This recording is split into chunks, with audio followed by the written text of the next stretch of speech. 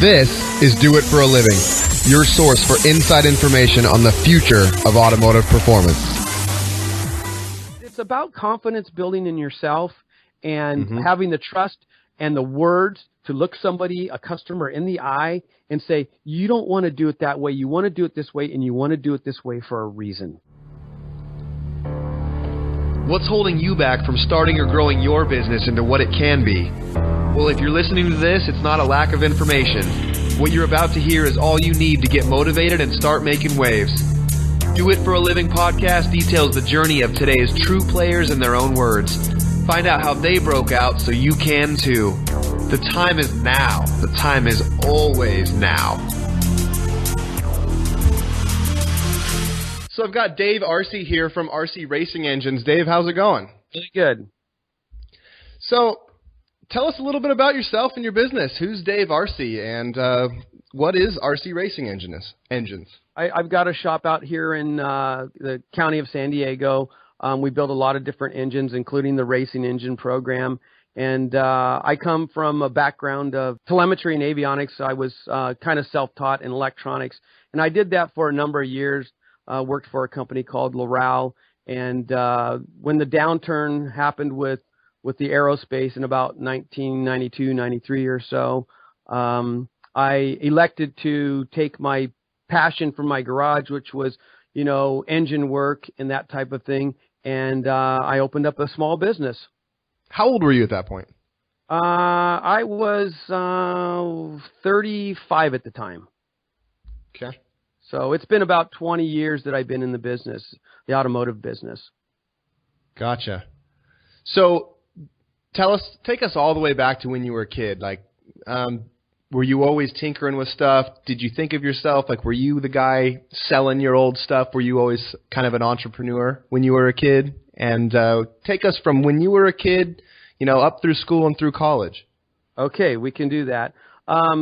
So I always wanted to own my own business. I was kind of an entrepreneur as a kid. I always wanted to do well. I wanted to work hard and that type of thing. It never scared me, never bothered me. My first touches with trying to do a business came from the electronics field. It's back when I was in high school, and we were building little gadgets in school. And I was very fortunate at the time that they still had vocational in the high schools, unlike today, which I would really like to see them go back to it. And what I mean by that is I went to a school out here, a high school called Santana, and they were very vocational oriented. And so what they had there is they had automotive, they had electronics, they had home building, they had motorcycle mechanics, they had drafting, they had metal shop. They had a lot of those things available to kids in high school, which they don't have today. In any case, I got involved in electronics. I was hanging out with a buddy of mine, and he was taking the first year, 9th grade in electronics. And so that's kind of where it all started. Eventually, my last 2 years of high school, I was in a 3-hour block of electronics. And we were building all these gadgets. We were building those things called strobe lights and little amplifiers and that type of thing. And so I wanted to start building these things and selling them. So that's where all my business stuff came in, trying to be an entrepreneur. Although I didn't go into having a business with electronics, I had the passion there for it. So where the automotive started is I did not grow up with a wealthy family. We were somewhat poor. We always had food on the table, but my parents never owned a home and that type of thing. A nice little quaint community out here called Santee. And, transportation for us was going to be very difficult for my parents to buy me a vehicle. So what happened is my older sister was married, and her husband had this old rundown Chevy truck, 1963. And they had moved on with getting another vehicle, and this thing was in pretty poor shape. So they gave it to me. It had the traditional small block Chevy in it, like we're all aware of, and it needed cylinder head work. It had a couple of cylinders that were down. So they gave it to me and said, if you can fix it, then it's yours. And so through high school and the other vocational classes, I helped guys with electronics, and I went to our automotive center and said, hey, I need some help fixing my truck. So they kind of guided me a little bit, and I didn't know that much about it. I mean, I knew a little bit about engines, but didn't know a lot about it, that and valve jobs and that type of thing. They kind of guided me and instructed me, get the cylinder heads off, bring them to the shop, and we'll do a valve job. That should fix your problem. So I went through that, and lo and behold, it worked. And all of a sudden, I had a running vehicle, and that's how I got my first truck. I mean, my first vehicle to drive. I was 16 years old when that all unfolded. And so that basically got me on my feet with being able to be mobile, without counting on my parents. And it pretty much set the pace for the rest of my life. I mean, I didn't really get into doing it very heavily until later on, after the electronics guided me in with 15 years worth of work. And I did this engine stuff as extra money out of my garage. So that's where it really all started. So how did you end up in the first job that you got into? Well, the electronics, the 3-hour block, the last 2 years of high school, the 3-hour block of electronics, I mean, I had 970 hours of training. It was huge. And so, and I went to college for a couple years, but I never got my degree. I got married very, very young. My wife was actually a 3.5-year grad. She was 17 years old, and I was 19. I had to go to work at 19 so we could get out on our own. So I did some college during high school. I went at night, and I did a year or so after that. So at 19, I went and got my first job. It was at a place called Orbitran, and what they were making was digital weighing scales for the post office.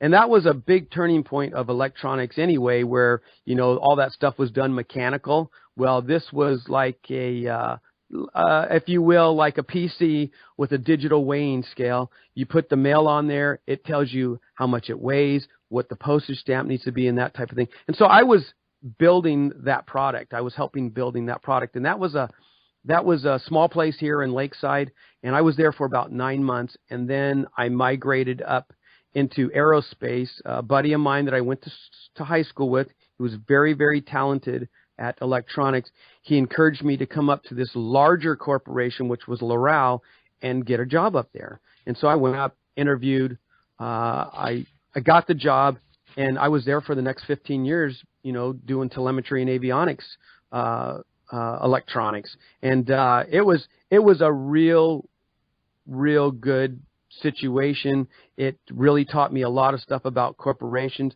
It taught me how to work, 10 hours a day, 12 hours a day, worked with a lot of smart people, and it was phenomenal. I miss it a little bit, but I'm happy with what I got right now. And that eventually rolled into having this business here, building engines.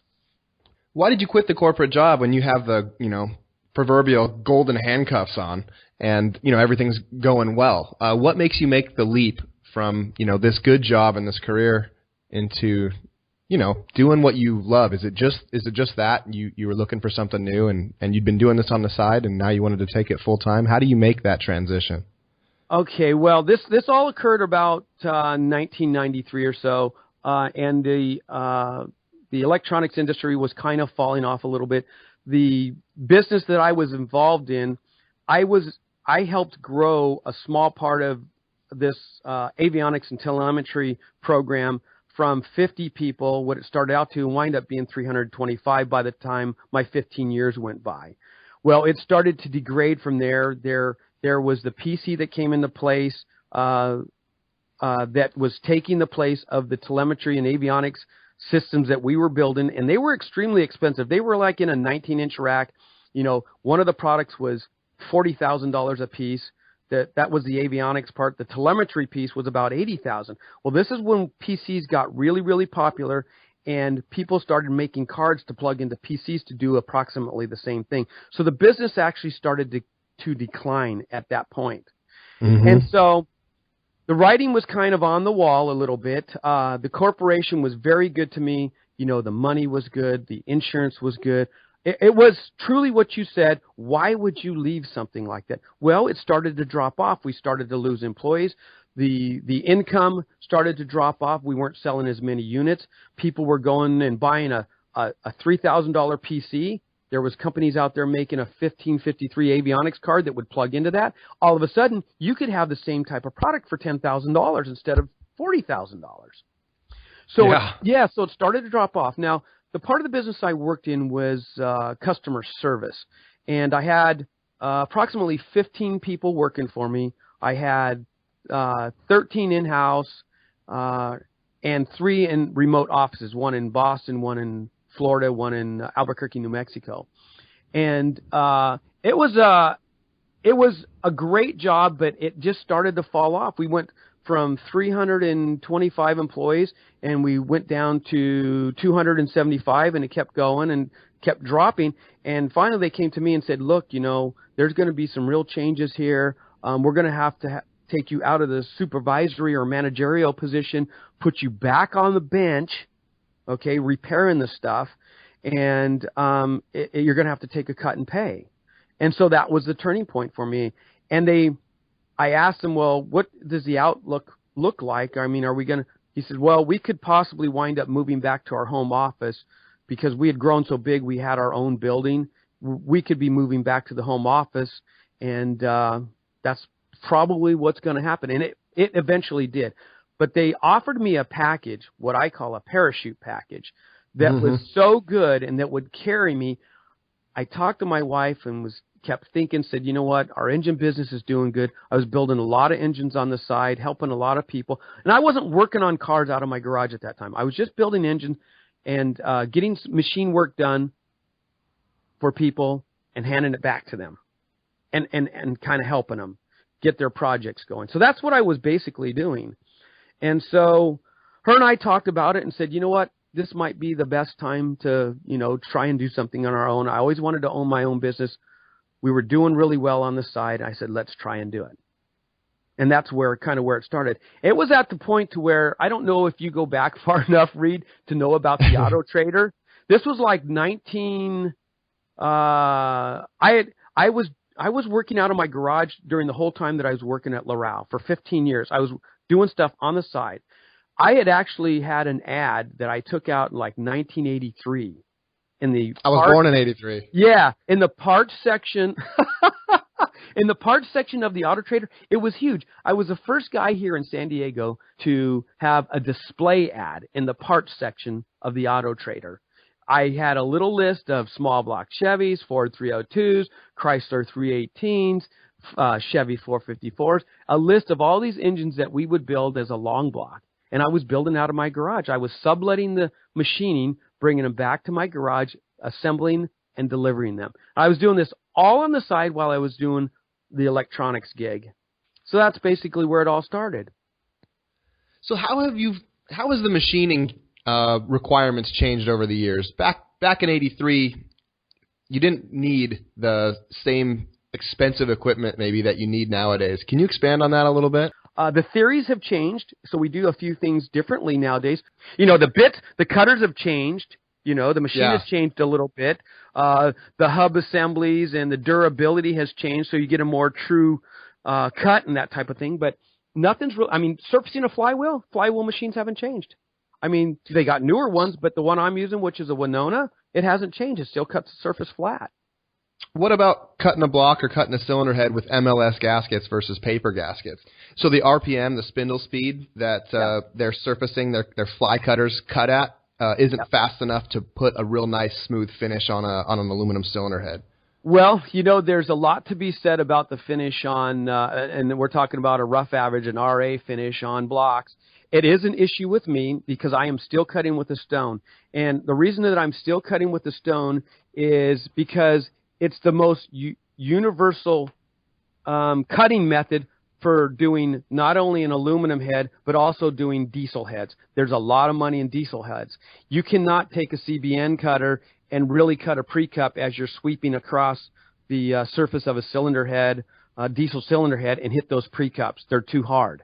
So I'm still surfacing with a stone. Now, we could go back and talk about RA ratings and MLS gaskets and how smooth that surface is supposed to be.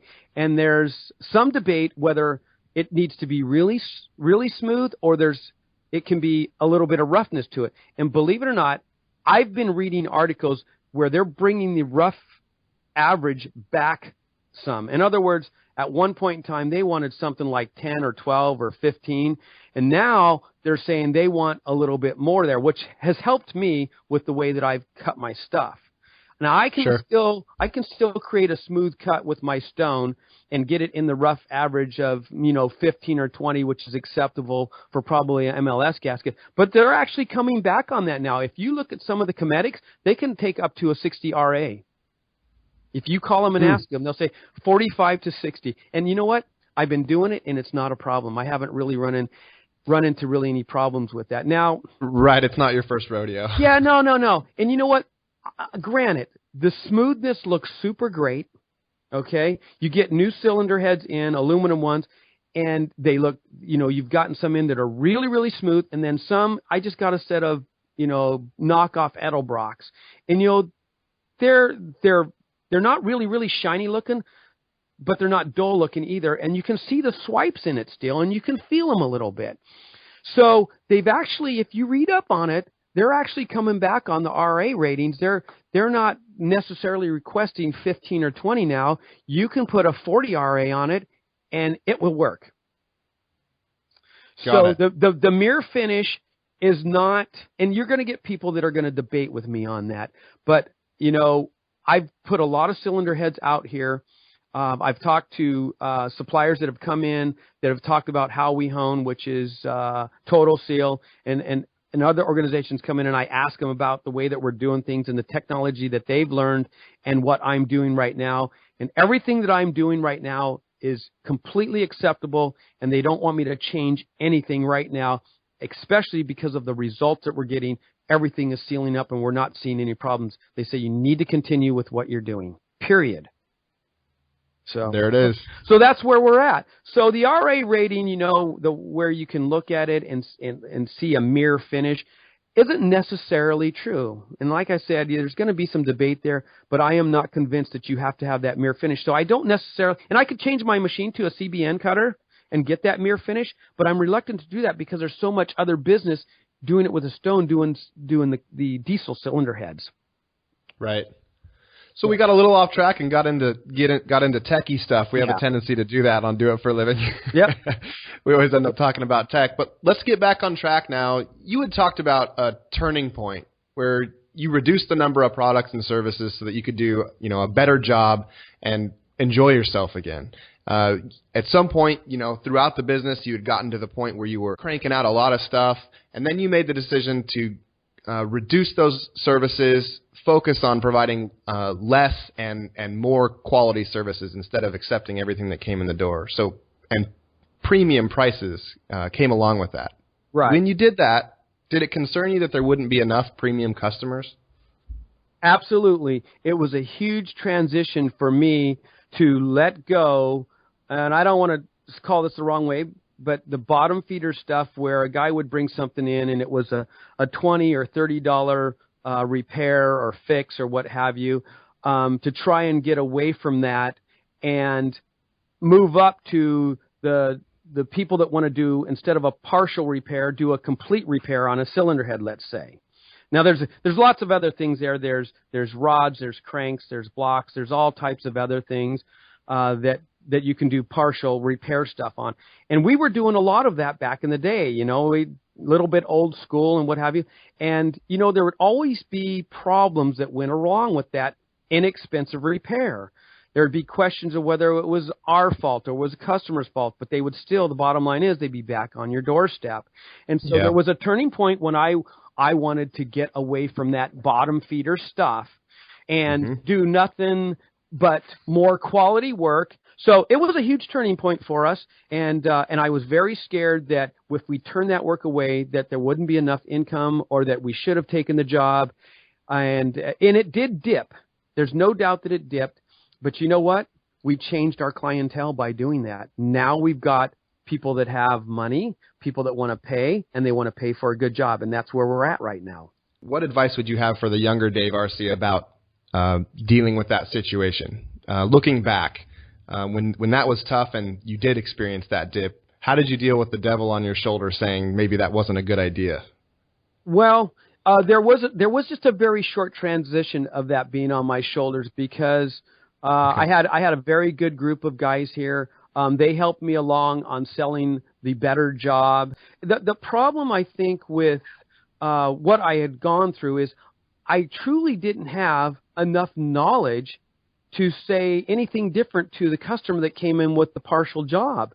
And eventually I had learned that. And when I had figured that out in my mind, I was able to either sell those people the complete job or not do it at all. So that was just a transition that you have to learn, you have to go through. The only way that would have changed if I would have had somebody else here with more knowledge or that had more experience or that was even better at it than me to help me along with that transition. And I'd heard other guys in this business that were older talk about that, but I always was like, no, that isn't going to work. I can't do that. I can't turn that, $40 job away. In reality, they were right. But it's about confidence building in yourself and having the trust and the words to look a customer in the eye and say, you don't want to do it that way. You want to do it this way, and you want to do it this way for a reason. And here's the reason. And you have to convince yourself of that. That's correct. And you have to visualize what they're doing and what their position is, and kind of get into their head a little bit and explain to them, let's do a nice job here. This is why you want to do it. You don't want to be back into this thing in 5,000 miles. Those types of things. And it was more of a confidence thing than anything else that I had to go through, that I had to transition through. And that's what I have today, is I have a lot of confidence in knowing what I know and how to explain it to a customer. And it's almost like walking for me now. It truly is. Nice. Yeah. That's the kind of thing that you can only get with experience. No doubt about it. I mean, you can get people that'll tell you about it, and guys did. Some of the older people at that time that I was kind of, the colleagues in the business, they kind of told me about it. I seen what they were doing. And it's like, how did he do it? How do they do it? And you know what? The bottom line is, I had to go through it. I just had to go through it. And I'm a little bit hard-headed. You just say, oh no, it won't work, until you really go through it and live it and then see the turnaround with it. It's amazing. It's just one of those things in life you don't know until you do it. It's killer because there's no shortcuts. There isn't. There really isn't any shortcuts. I mean, I'm 55 years old now, and I've learned a lot in the last 15 years about my business and how to change it and have the confidence to sell myself, to sell my employees, to sell my name, to sell my products, to sell our services, period. Good stuff. So, Dave, without getting too negative, I want to talk about the worst experience that you had in business and how you overcame it. Take us to that situation. Is there one particular situation that really sticks into your mind? Well, I had a gentleman come to us probably, I'm going to say 15 years ago, maybe 12 years ago, had a very nice Ford, I believe it was an LTD station wagon, had a Ford 390 in it, wanted us to do a complete build on it. We quoted him. He was going to be spending what I would consider then a lot of money. I think it was like $4,000. Had a very nice original paint job on it. And he wanted us to do the job, and we wind up doing the job for him. It took us about I think 3 weeks to do it, because we wouldn't do any machining and order any parts until the engine was out, cleaned, magged, and that type of thing. So it took us quite a while to do builds back then. But anyway, we got it all done. The repair, the installation, the machining, everything went really well. And we were on maybe our second to the last test drive. And my employee, who is very good and is still with me today, has been with me for 20 years, he went out for a test drive, and the hood wasn't latched, and the secondary latch didn't work on the hood, and the hood flipped up as he was driving not more than probably 25 miles an hour down our frontage road to do a little test drive. And it flipped up, and it bent the ears, the end of the ears of the hood up. And I was just absolutely devastated because I had promised to this gentleman that we would take good care of his car, that, wouldn't wind up with any dings in it, and we used fender covers and that type of thing. And it was just, it was horrifying to think that I had to call him up and say, look, we got a problem.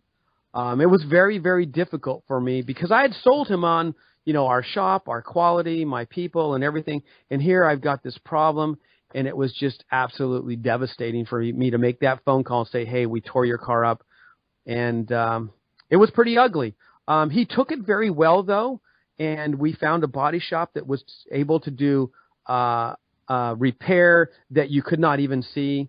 So all in all, it actually turned out okay. The customer was happy with the job.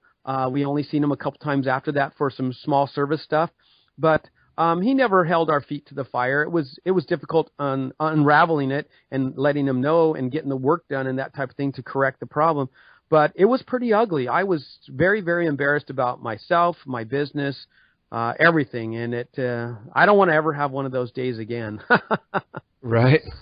Well, I think the moral of the story here is when you have a situation like that, there's no beating around the bush. There's no hiding it. It's confront the situation, tell the customer, we made a mistake, but we're going to fix it. And just don't dance around the issue.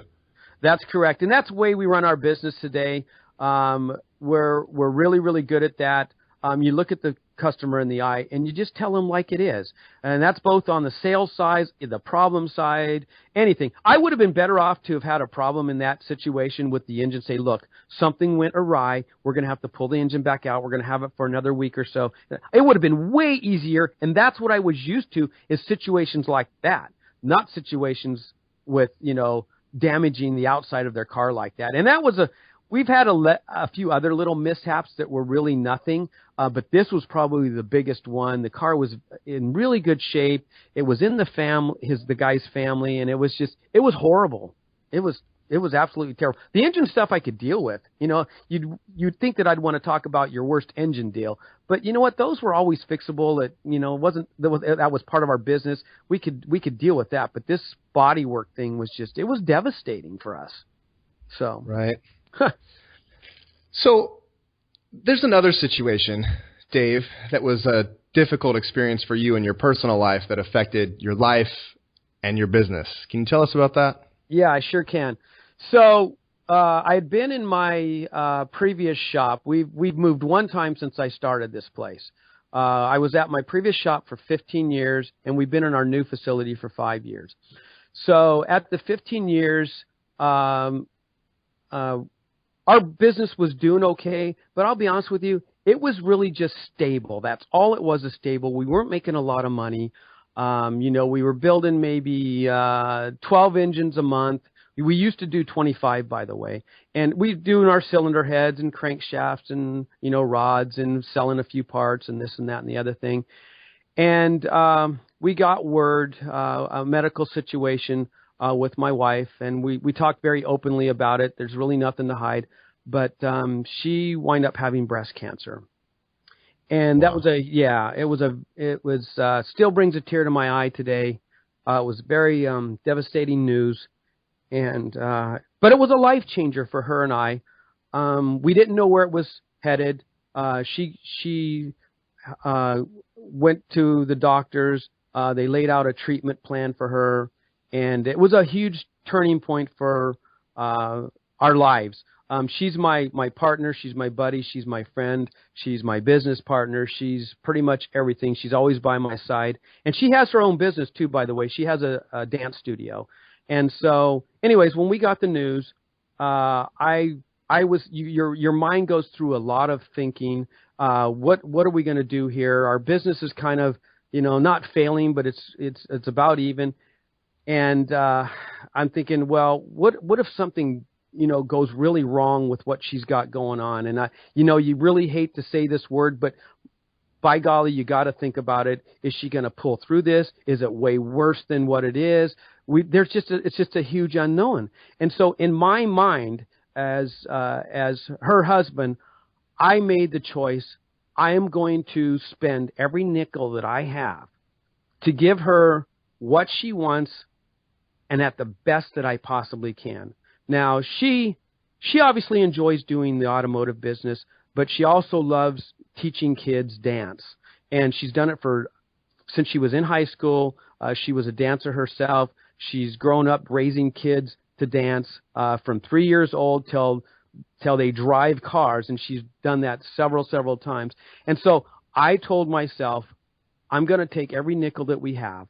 I'm going to buy us a building, and within that building, I'm going to structure my automotive business around, but I'm going to give her the best studio that I can. So what we did is we bought a suite in a very nice complex, and we split that suite up, and we built her a very nice studio, and we also migrated my automotive business into it. There was enough square footage to do all this. So we have 2 bays, all of our machining equipment. We have a really nice separate engine room, cleaning area, and that type of stuff. Everything that an automotive engine rebuilding facility have.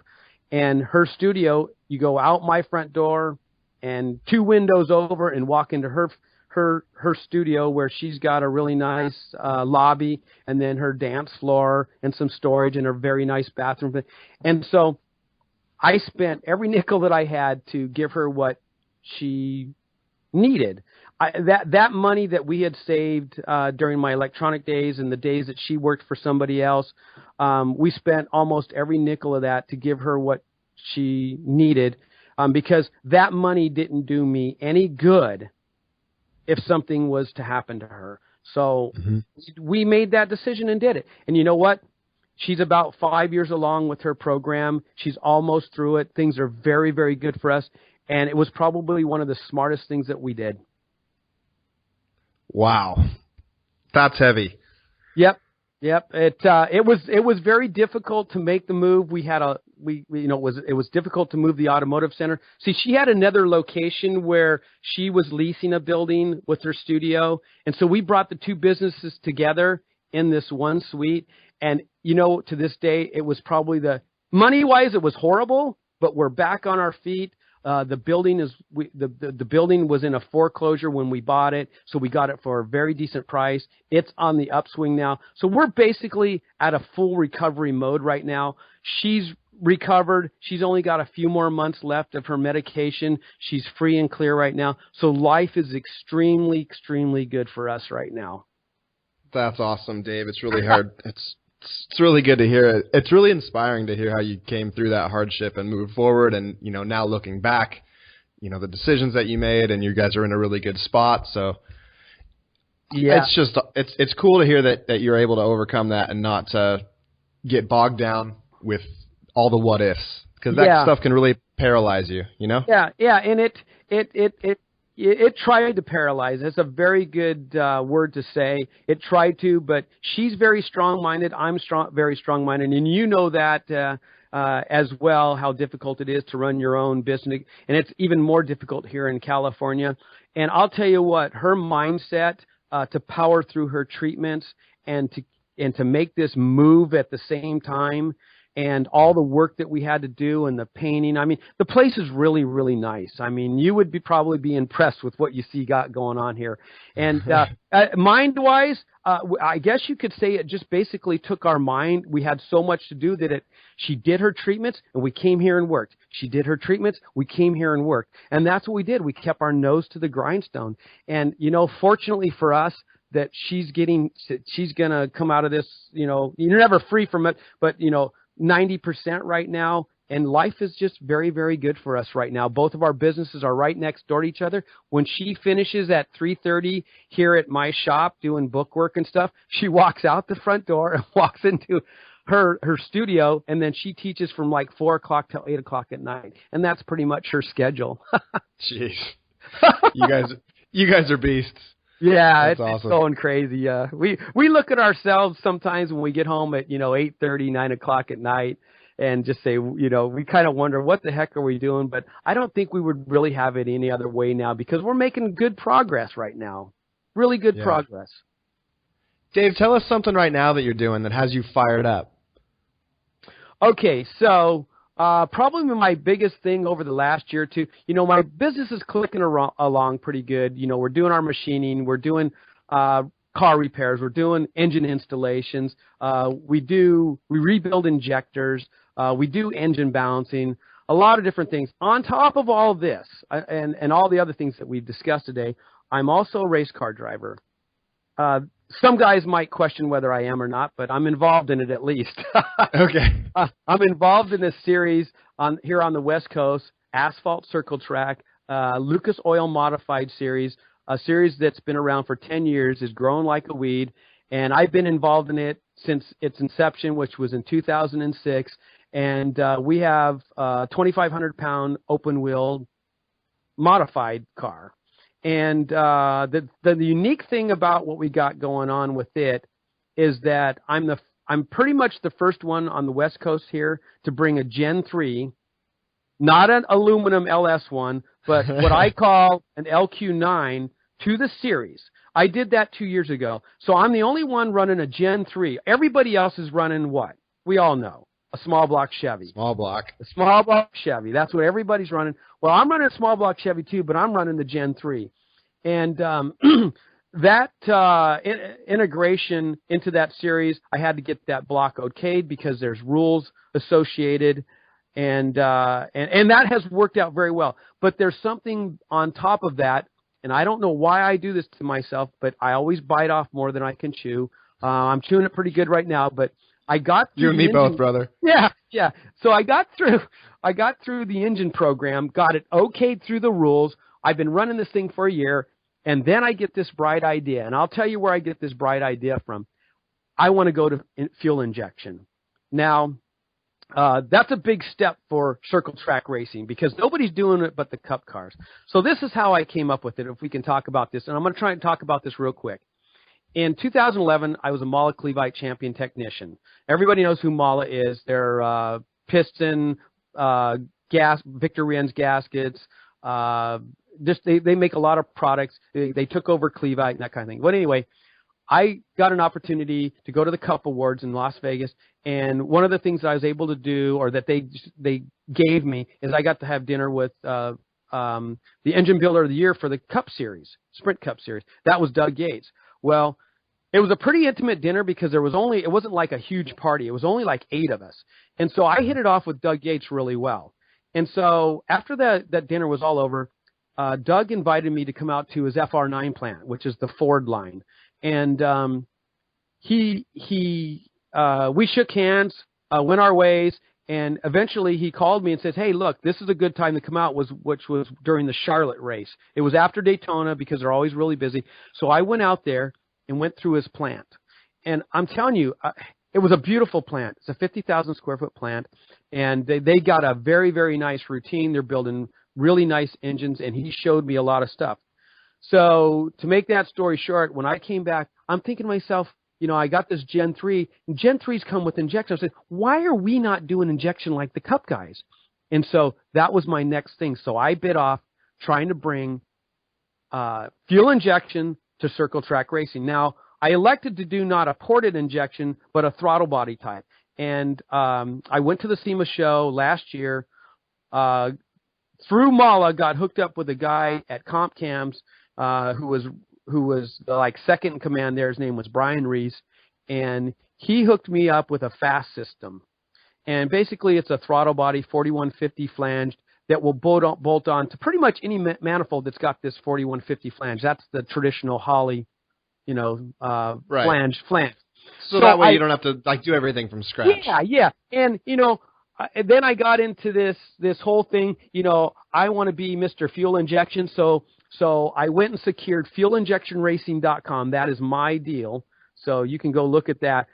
So I opened up this thing called Fuel Injection Racing, and I'm trying to bring it to asphalt and dirt, and I'm trying to bring it to the local Saturday night level. And that's what I'm trying to accomplish. Because right now, there's the Cup guys, the Arce guys are running it this year, and there's Lucas Oil Modified that it's now legal to run injection in our series now. I got it legalized. This is our first year, the same as Arce. Cup did it 2 years ago. So those are Go ahead. Those are the only series that are running EFI. There's been sprint cars running mechanical, but those 3 organizations have race legal EFI. I've been wondering for years when it was going to happen. Yeah, it's just a matter of time. Well, I am the pioneering guy that has a Gen 3, a throttle based EFI system on a 2,500-pound modified racing asphalt here on the West Coast. I am it. If we were in the same room, I'd shake your hand, my friend. And let me tell you something. I'd love to hear it. Yeah, let me tell you something, Reed. It has not been an easy task. It has not taken off yet, but I'll tell you what, the heads are turning. The heads are truly turning. The good thing is with my program, with going with the throttle body, and everybody's like, well, why aren't you doing ported? Doing ported injected would be too much of a bite for the local Saturday night circle track racer. It's going to be too expensive. And the little fast unit that flows 900 CFM, it has true injectors on each one of the ports. So there's 2 in the front, 2 in the rear. It has a small little controller that's easy to program. The system's $2,000, okay, which is the cost of one big carburetor and one small carburetor. And I don't have to tune this thing anymore. It's got a 5-wire wideband oxygen sensor on it, and it thinks for itself. And I'll tell you what, it is hilarious for me to go to the track and watch everybody struggling to change jets. And I don't have to do nothing. I don't have to do nothing. It's fantastic.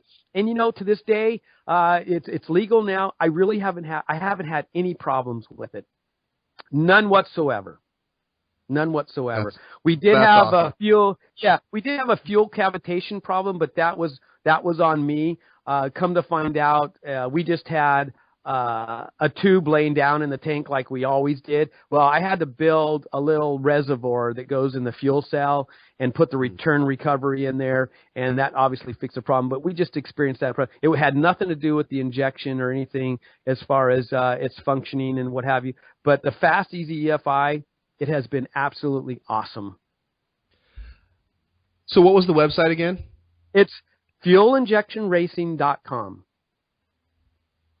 It's cool that you recognize that the transition from carburetor to port injection was going to be a huge step for people, and to see that we can go from carburetor to this bolt-on system that doesn't require like a complete revamp of people's configurations is cool, because it makes it within reach.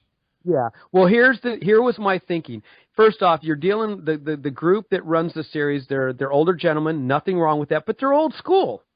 Yeah. And I didn't want to devastate them with a ported injection package. What I wanted to do is I didn't want to leave the Gen 1 behind, because people are still going to run it. There's still a lot of hardware out there for them. There's a lot of them in people's garages, and I didn't want to leave that behind. Do I want people to go to the Gen 3? Sure I do. But what's good about the package that I'm running is they can take that Gen 1, they can take the carburetor off of their 4150 flange intake manifold, because that's what everybody runs, and bolt this thing in place, run the wiring loom, mount the controller, and put your electric fuel pump on with the regulator, and you're done. You can probably do it in a day, and you're injected now. It's incredible. It's going to be it's going to be a turning point for racing. There's no doubt about it. Yep. I'll have to keep my eyes on it for sure. Kudos. If all the listeners want to go to fuelinjectionracing.com, you know, I lay everything out there, and it's really kind of a nice package. It's pretty thorough, and it's very fair for making the transition to injection. I've always wondered why it hadn't happened yet, and that was a lot of stuff that I guess I didn't take into consideration. Was it's hard to get people to change, you know, teach an old dog new tricks, but I think it's a move in the right direction for sure. It's been a hard run, you know, getting people to go along with it, but it is written in our rules now in the Lucas Oil Modified series. It's awesome. There you go. So Dave, I want to change to quick answer questions. I'm just going to fire these things at you. Are you ready to roll? Yeah, sure. So tell us about a game-changing product that you've seen in the last year. I think what you just talked about might be the one, but you got something else? No, sure don't. You know, this fuel injection package, which I didn't know nothing about 2 years ago, I would have to say this Fast Easy EFI, I mean, this isn't just for the circle track racer. This was really made for the hot rodder guy on the street. And I'm here to tell you, you're going to see a lot of guys become not afraid of fuel injection. They're going to buy one of these $2,000 systems, and they're going to put it on their hot rods. They're going to do this. Those things are going to wind up everywhere, if you ask me. Once they figure out how simple they are, and that they're not afraid of them, and that they're easier to program and use than your cell phone, it's going to happen. It's just a matter of time. And so that's my big product thing that you're asking me about. To me, that's huge. I have learned a lot in the last year and a half over those things and some fuel injection stuff. It's incredible. It's really made it easy. You know, it was always complicated with the factory stuff and that kind of thing. And this little product here has really made it very easy. Dave, what software program are you using daily? We are using All Data, which I'm sure that you're aware of. Sure. Yep. We are using Mitchell on Demand, and probably another program that not many of the automotive places see. There's a program put out by the Automotive Engine Rebuilding Association, which we call AERA. It's called ProSys. And ProSys documents everything about engines. And what I mean by that is bores, strokes. They even have tech service bulletins on specific about just engine problems. The cylinder head information, CCs, spring height, spring pressures, valve stem height, valve angles, all that type of stuff. And we use those three daily, period. Dave, do you have a favorite app that you use on a daily basis? You know, I haven't really gotten into apps too much, but probably this is really a simple, easy one. You know, we're very computer literate here. We have 7 computers throughout my facility here. At any given spots, we have one out in the bays, we have up in front, we have them up in our offices. They're everywhere. And so everything is done either online, or all of our parts ordering is done online. And our local parts here for our automobile repairs, there's an app that CarQuest has that you can scan. You can walk up to a customer's car, scan in the barcode, and it shoots that car right to our terminal or to our computer, and I can start ordering parts without having to put the VIN code or anything in. It's already in there. I just click on it and start ordering the parts. That's probably my most common app that I use. It's unbelievable. It makes life simple. What software program does it integrate with? CarQuest. Okay. You know, the car. Yeah, car.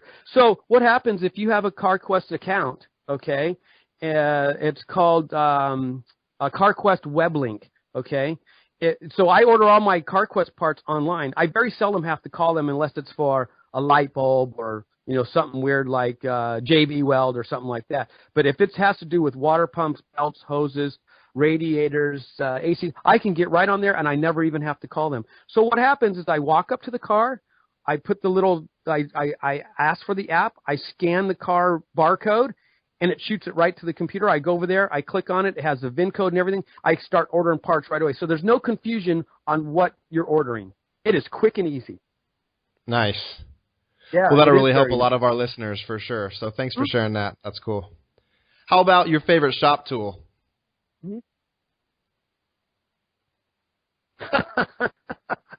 Well, you're probably not going to believe this. You know, I do a lot of our cylinder head work. I kind of manage it and do some of the work myself, and I'm kind of really fussy about it. And when you're building not necessarily so much a street engine, but or a domestic build or what have you, but our race engines, when we fire those things up, I want those valves to be sealed up really nice. So I just recently, about a year ago, I purchased a air-driven lapping tool. And so when we're done with all of our machining, I put just a little lap on every one of our valves. And I'll tell you what, it's a night and day difference on how those things seal up when they fire up. It's unbelievable. Yeah, and don't get me wrong. You can do all the nice cutting with the sturdy machine and whatever else that you have as far as doing that. But if you put a nice little lap on there, there is just no room for it to leak. And it's way better. And that thing just fires up right now. It's instant, and you can do a leak down on it, and it's really good at that time. So my favorite tool right now is that little lapping tool, because I used to do it by hand, the little rubber thing, and you just roll it. Well, this thing is air-driven. So I cut my time. You know, it used to take me maybe 20 minutes to do a pair of V8s, and now it takes me, you know, 5 minutes now. It's great. Can you share? Is that from Goodson? Where'd you get that guy? Okay. Yes. Very Goodson's good. awesome. They got everything. Yeah, they got a lot of stuff. Cool. Yeah. So, Dave, to end the conversation, what do you think the future of automotive performance as you see it is? Performance is going to be good. I just finished up 2 projects in the last 30 days. That is a father-son situation where they're building their own engine. So I did all the machine work for them, laid everything out. And so it's out there. And I think what's capturing the kids right now, because that's what it's going to be based off. We got the old guys. They got the guys like me. We all still doing that stuff. We want some of the new kids in. And I think it's happening. And the last month with these 2 father-sons coming in and doing this, and I think what it has to do is you're going to see some of the technology. You're going to see these kids, hey, Dad, I want to put the fast unit on. And that's going to intrigue them to build their C10 truck or their Camaro or whatever they can get a hold of. And I was at PRI this last year, and they got Camaro bodies, they got Mustang bodies, they got Chevelle bodies, all this new hardware out there, and that gives kids an opportunity where they don't necessarily have to go out and find one of these things, that they can start brand new and build the car of their dreams if they want. And so I think the technology is really going to carry us through the next 30 years, and I don't think the performance is going to die off whatsoever. It is not going to happen. That's what I like to hear. It's really cool to hear the father-son kind of deal, because like you said, it does bring the newer technology, or it lets the older generation kind of have a reason to dive into a newer technology. And if their son is suggesting it, they're a lot more likely to do it. No doubt about it. Real funny little story. I had a father-son up here, the one of the ones that I was just talking about. I had him here in our lunchroom at a nice little table, and we were talking about building what they wanted to build and whatever. And the father, being of age like I am, he turned to his son because he wanted them to show me some pistons that he wanted, and he got his son to get on the phone and call up the site that they were looking at and show me the piston that they were looking at or that they wanted, which they bought through me, which was great. But they were able to show that, and you had the father, the son with the technology, and then showing me. And fortunately, I have to do both, but I don't mind that. You know what? It was a great scene. It was a very comforting scene to see that going on. I'm telling you, it made me so excited to see that going on, especially like 2 or 3 in a row that I've had over the last couple of months. It's been awesome. It's been really good. And that's just shown me the signs that it's not going away. The fast easy EFI is not going away. The kids that like the dual overhead cam 5.4 Ford motors, they're intrigued by it with the technology of the cams advancing, the dual cams. I'm doing some work for a kid that's doing a Mustang with that in it. And they're intrigued by that newer stuff. And I love it to death. Because they're going to teach me some stuff, For sure. Yeah. So. And the other way around, absolutely. Yeah. Oh, yeah. There's no doubt about it. They're easy to talk to. They're easy to talk to, and I think they have some trust in what I have to say as well. So. And as well they should. Mm-hmm. Yeah. So, Dave, how do we connect with you and your company at Arce Racing Engines and? If I could, Reed, I'd like to just say one more thing about, our advertising and that type of thing, and about my business and its growth. I am looking to the future, and what I'm about to tell you will kind of secure that this is what I'm doing. My company's legal name is Arce Enterprises, okay? On a runoff of that, you can see us at arceengines.com, which is my main site. But one of the things that I learned from these young kids that have walked into my place and have been shopping, they will go out to their car, leave my lobby, go out to their car, they'll shop on their phone, and then come back in. And this is something that I learned a couple years ago. And one of the things that I think is very important is how they search. So what we did as a company, and you can go visit all of our sites, is I went out and secured the following sites that has been very, very good to us and has really helped our business. In 2009, real quick, I bought out a place called San Diego Engine Balancing. And so we own that now. Well, that gave me the the information to do what I've done recently, which is over the last year. So we are the owners of arceengines.com. We also own the rights to San Diego Engines.com, San Diego EngineParts.com, San Diego CylinderHeads.com, San Diego Crankshaft.com. And the reason I did that is because that's how everybody is searching here in San Diego. So anybody that looks for a crankshaft, looks for a cylinder head, looks for engine parts, and they do either near me or in San Diego, we are at the top of the list. Period. Mm-hmm. So that shows you where I'm trying to head my business. Is I'm trying to keep myself at the, and we did between my son and I, we did this so because we weren't at the top of the list before this with just RC engines. So we went out and secured all those names, domain, as well as business here in San Diego. So we own all the, and I'm telling you what a huge change on getting yourself to the top of the Google list. So it was awesome. Really that's awesome. That's a really strong move to build all those websites and put content on them. Yeah. And the kids have taught me that. The young kids, the 20-year-olds and the 25 years old, when they walk into, they're the ones that taught me that this is what I've got to do, and that's what I did. It's been incredible. So that was a really huge move for us about a year ago. Well, cool. I think a lot of people can take away from that. Yep. Yeah, that's a good move. I'd like to see more of that kind of stuff. The focus on, you got to realize that's how people search now. It's not the yellow pages. Oh, right? no. Done. That's been gone for a long time. Mm-hmm. But the way that people search and find you now is word of mouth. That's never going to die. It's never going to die. That's never going to die for sure. But the way that people do it, and they don't know about you, when they don't have friends already in the industry, and when they don't have friends already doing it, they're going to find you on Google. So kudos for that. That's cool. Right. So Reed, real quick, just to elaborate just a second on, I should have said this earlier. The search that I've done there, that really is only a part of the puzzle. I'm telling you, word of mouth is still so very powerful.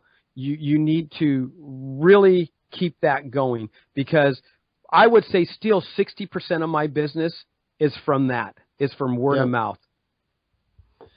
That's pretty reassuring, because you can't fake word of mouth. Yeah. Over time, the fakers and the jokers will die out. Yeah, exactly. So that's good. Yeah. Well, Dave, thanks so much for taking some time. I really appreciate it. I know that you're really busy. I've enjoyed hearing about your story and the things that you've done and overcome, and the way that you view the industry. So I really appreciate it. We're going to have more information about Dave Arce at doitforaliving.net. And until next time, Dave. Thanks for having us. Thanks for listening to Do It for a Living. You can find out more about this guest, this show, and even details about what we just talked about at our website, doitforaliving.net.